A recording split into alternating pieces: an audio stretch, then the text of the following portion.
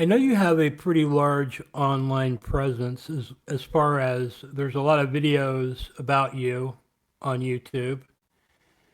How did that all start occurring? I was doing my speeches since March 2020, and I was wondering why no one was like getting it viral. A lot of people have been filming me. Also, I was like not doing any social media or anything, and I was not watching any TV, so it didn't make sense for me to like post videos.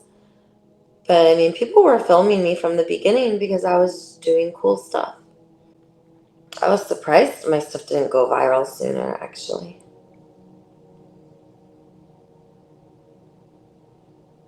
I would say, like, on average, it seems like a lot of your videos have anywhere from 50K to 100K views. That's a lot of views by YouTube standards. When did that start to happen? Well, It was a that's while. normal. That's like a live stream. And what sucks is as soon as I get 10 to 20,000 subscribers, they take my channel down. It's been happening like for the past couple years. When I moved to the beach and I was on that fence, within like 3 or 4 months, other people started moving to that fence. And it wasn't just me, Grace, Mia, and OG and Lady. Like now like a bunch of people were coming, and that sucked.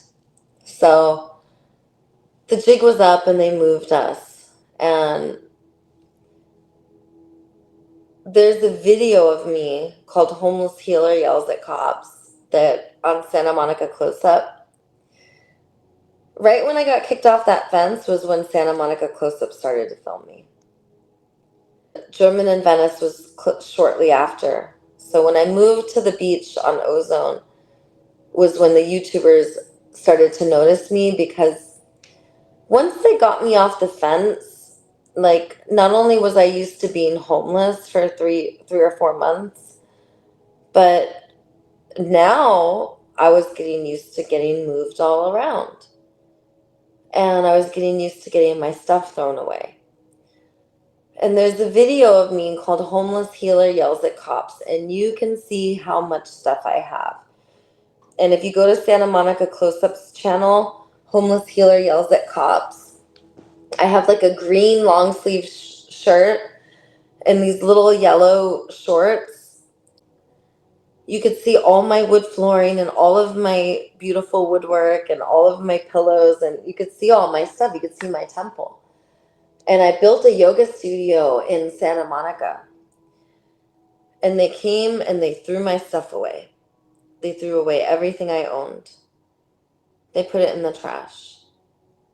So the next video was them arresting me. And that was like healer gets arrested. And you guys could see me getting arrested because they threw away everything I owned. I had like this infrared light that I would use. I had a generator for power. All of my clothing was gone. Everything I owned. I was so upset. That was my first experience of everything I owned, except for what I had on my body, getting thrown away. The city swooping in like that, like it only takes them like 20 minutes to throw away everything you own. So you know how like someone leaves to go get groceries and they come back and their house burned down? During the fires in Los Angeles, there was so much free stuff being offered for the fire victims. 99% of the people who showed up for the help were homeless people. What people don't realize is when you try to support a fire victim, that's like a laughing joke to homeless people. Like, that's hilarious. You yuppies are sad because all of your stuff burned down one time and now you're going to probably get paid. Maybe you won't, but we know what that's like times 1,000. We live that every day. I want you guys to look that up. Like, anytime they try to support anyone, it's like, oh, let's support the fire victims. The poor people need it. Like, you guys are trying to help the yuppies that had multi-bazillion dollar mansions burned down, while there's people literally living in trash, filth, and excrement, like poop and pee of all different creatures, and death. There's dead bodies everywhere. There's rat traps with dead bodies. There's roadkill in the streets of dead bodies. There's dead bodies of our own species because of drugs or because of fatalities or because of violence. There's death everywhere. There's filth everywhere, and there's trash.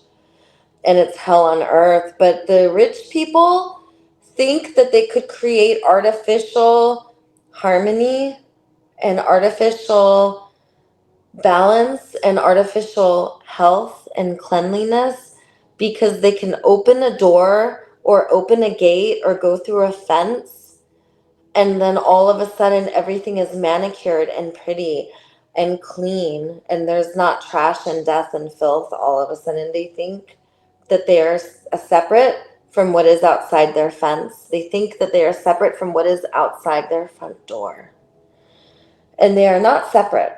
And it's a laughing matter, really. Like, there's this Indian restaurant, they're like, all of the fire victims can come for free lunch.